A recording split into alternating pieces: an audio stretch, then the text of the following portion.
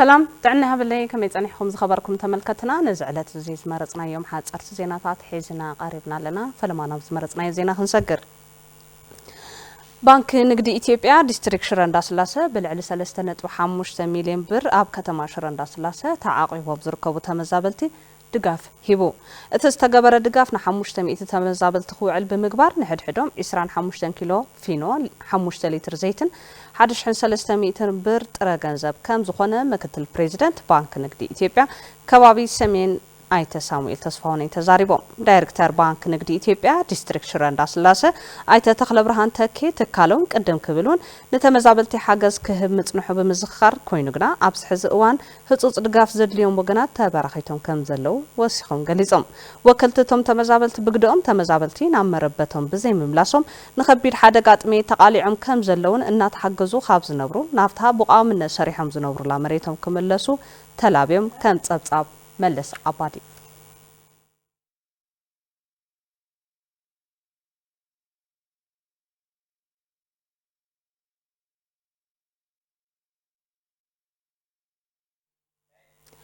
ببريزيدنت جزياو ممحدار تقراي تعدس ورده زتمرح كابيني جزياو ممحدار تقراي اب معسكر تمزابلت زكايد عدت ماخل غيرو تحساس 19 2010 شمونتن عام تمرت مسامرا راحه زوباتات معرابن سمين معرابن اب كتما شره زتيو بريزيدنت تعدس تمزابلت بهيوت نمصناحن بزلاقن مدحان استراتيجي خمس طلبن تمزابلتي مسرتاو زخونه غلغالوت كوهابو مغبار غيزي زيهب سراح يلوم አለው تمزابلتي اب حدغا ጥሜት ንخወድቁ ከማመራራ ናይ ኩላትና ሓበራ ውድቀት ይዝበሉቶም ፕሬዝዳንት ፖለቲካው ሸቀጥ ንጎን ገዲፍና ህይወት አድሕን ሰብአውነት ስራሕ ክንሰራሐለና ኢሎም እቲ ሓገዝ በክልል ደረጃ በማእከል ክምራሕ ኮሚቴ ተጣይሹ ኣብ ህጹጽ ጉዳይ ማእከል ገይሩ በቀጻልነት እቲ አጀንዳ ንድሕሪት ከይምለስ ዝገብር ስራሕ ከም ዝተጀመረን እቲ ዝመጽእ ሓገዝ ምትእምማን በዘለዎ መንገዲ በሓላፍነትን ተሓታትነትን በፕሬዝዳንት ደረጃ ከም ዝምራሕ ገሊጾም እቲ ጸገም ዘላቕ መፍትሕ ዝረኽበሉ ህጹጽ ዝኾነ ናይ ሰብአውነት ስራሕቲ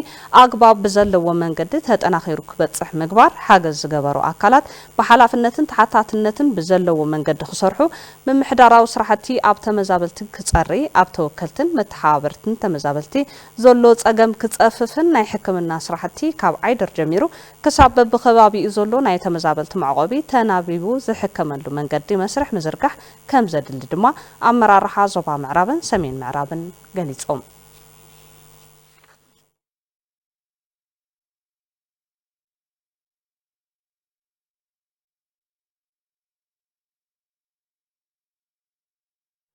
لسلامن ጸጥታን ዞባ ደቡብ ምብራቅ ጠንቂ ኣብ ዝኾኑ ተግባራት በቀጻልነት ትኹረት ሂብካ ክስራሕ ኢሉ ምምሕዳር ዞባ ደቡብ ምብራቅ ትግራይ ኣብቲ ዞባ ብዘይተመለመደ መልክዑ ዝረአ ዘሎ ስርቅን ዕንወትን መሰረተ ልምዓት ገበን ክትራን ቀትለት ዓመጽ ደቂ ኣንስትዮን ካልኦትን ድማ ስጋት ጸጥታ ናይቲ ዞባ ከም ዝኾነ ኣብቲ ዝተኻየደ መድረኽ ተገሊጹሎ እቲ ኣብ ጉዳይ ጸጥታ ታዞባ ድሂቡ ዝተሳለጠ መድረኽ ንላዕለዎት ኣመራርሓ ታዞባ ሓዊሱ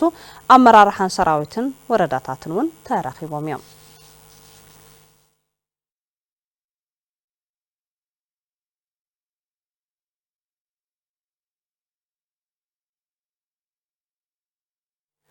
ባይቶ ጸጥታ ሕብራት ሃገራት እስራኤል ንሶማሊላንድ ከም ሃገር ኣፍልጦ መሃባ ኣብ ዝምልከት ንምዝታይ ህጹጽ ኣኼባ ጸዊዑ ኣብቲ ዝካየድ ዘሎ ህጹጽ ኣኼባ እስራኤል ንሶማሊላንድ ዝሃበቶ ፍልጦ ብዝምልከት ከም ዝዘተዩን ኣባላት ሃገራት ነቲ ስጉምቲ ክኹንና መደብ ተታሒዙሉ ከም ዘሎን ማዕኸን ዜና ዘ ታይምስ ኦፍ እስራኤል ሓቢሩሎ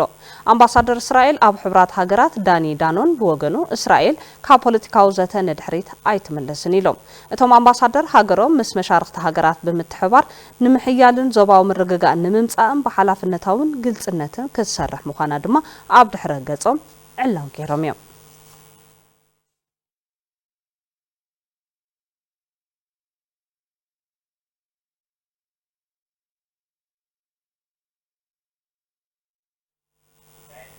حصرت زينات ساعات زازمنا لوام قبر كده مساكم تصنيحه زرزرنا بزقربنا تسفاز كل كمتسكم